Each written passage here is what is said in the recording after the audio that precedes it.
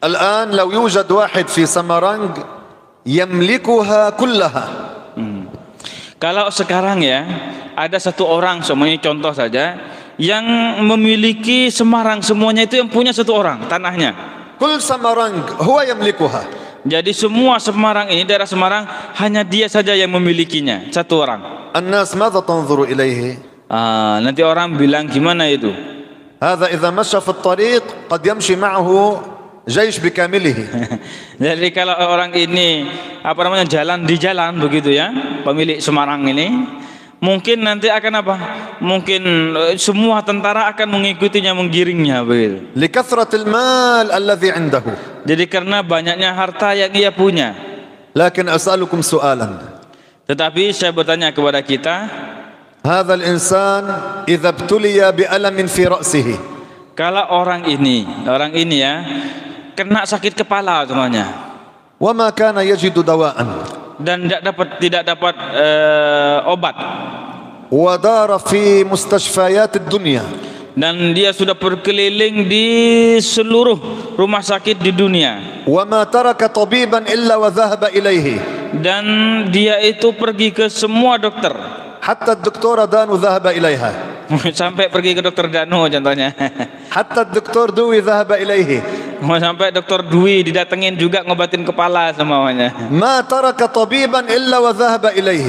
Dia semua dokter didatengin semuanya untuk berobat sakit kepalanya itu.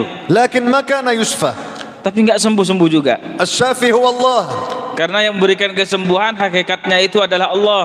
كل هذا المال الذي عنده ماذا ينفعه؟ Jadi semua harta yang dia punya, semuanya ini apa gunanya buat dia? كل هذا المال ما حل له هذه المشكلة.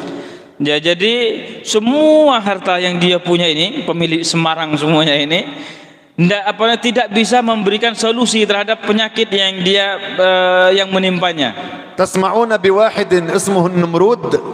Ada orang namanya Numrud. Pernah dengar enggak Numrud? كان في زمن سيدنا إبراهيم عليه السلام. Di Numrud ini ada pada masa Sayyidina Ibrahim. هذا النمرود قال للناس والعياذ بالله أنا ربكم الأعلى، ادعى الألوهية. Jadi Numrud ini mengatakan ke orang-orang, saya ini adalah Tuhanmu yang paling tinggi. الله تعالى انتقم منه. Allah Ta'ala membalas orang ini, Numrud, بحشرة صغيرة, yaitu dengan hewan kecil gitu ya. دخلت في أنفه.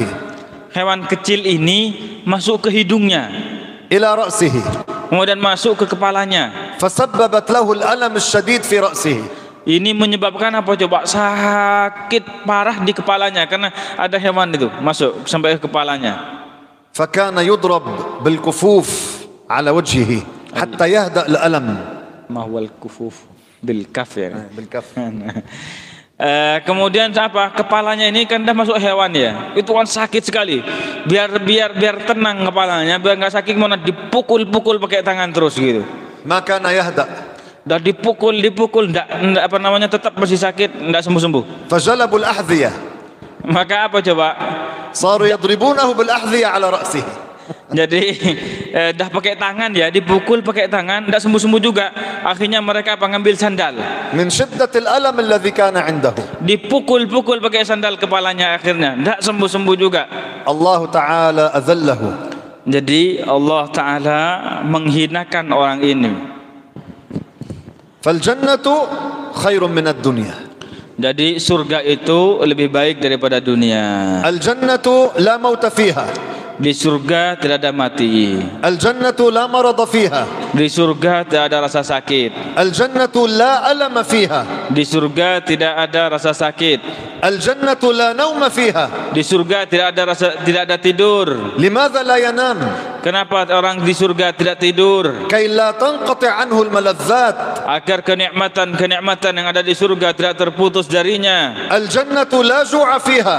Di surga tidak ada rasa lapar. الجنة لا عطش فيها. Di surga tidak ada rasa haus. فيها ما تشتهي الأنفس. Dalam surga terdapat hal-hal yang diinginkan oleh jiwa kita, nafsu kita. يتنعم إلى ما لا نهاية. Ia akan mendapatkan kenikmatan yang tiada batas akhirnya. Tariqul jannah huwa ilmuddin.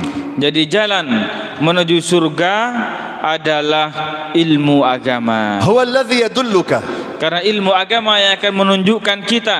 Fanahnu bihajatin li hadzal ilm. Maka kita butuh kepada ilmu ini. Lidzalika al-ulama sammauhu bil ilm ad-daruri. Oleh karena itu para ulama menyebut ilmu ini sebagai ilmu ad-daruri, ilmu yang pokok. Yani alladhi la yustaghna anhu. Yaitu ilmu yang pasti dibutuhkan. Alladhi nahnu bihajatin ilaihi. Yaitu ilmu yang kita pasti butuhkan. Naam. A'id min qawlihi fahadha mukhtasarun. Diulangin dari ini adalah ringkasan.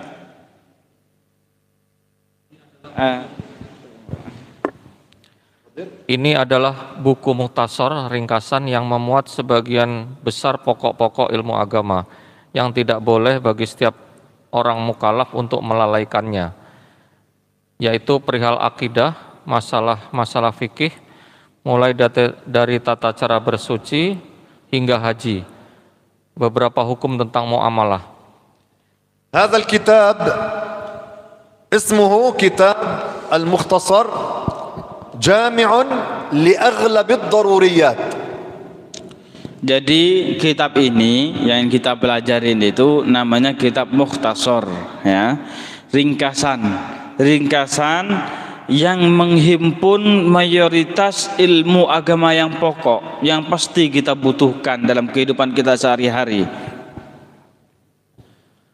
Jami'un li aghlabid daruriyat allati la yajuz li kulli mukallafin jahluha min al-i'tiqad bada'a bi ilmi al-aqidah.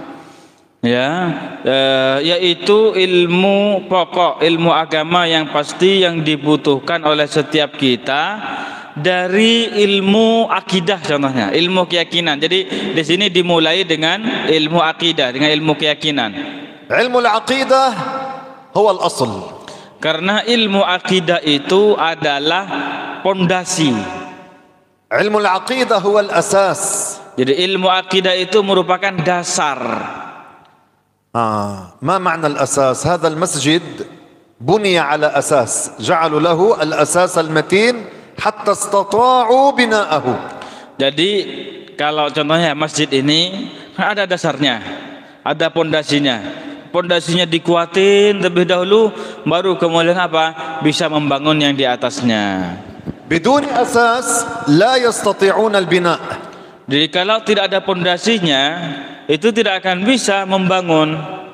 جعلوا الأساس المتين ثم بعد ذلك بنوا عليه هذا البناء. Jadi mereka itu membuat dasar dulu, pondasi yang kuat dulu, baru kemudian setelah itu mereka membangun bangunan ini. Al-asas ilmu al-aqidah. Jadi yang sangat dasar sekali itu adalah ilmu akidah. لأنه من فقد العقيدة فقد الدين. Ya, karena orang yang tidak mempunyai akidah, maka agamanya akan hilang. معناه مهما عمل بعد ذلك لا حسنات له. Artinya, kalaupun dia itu melakukan perbuatan baik banyak, dia tidak akan mendapatkan pahala kebaikan itu.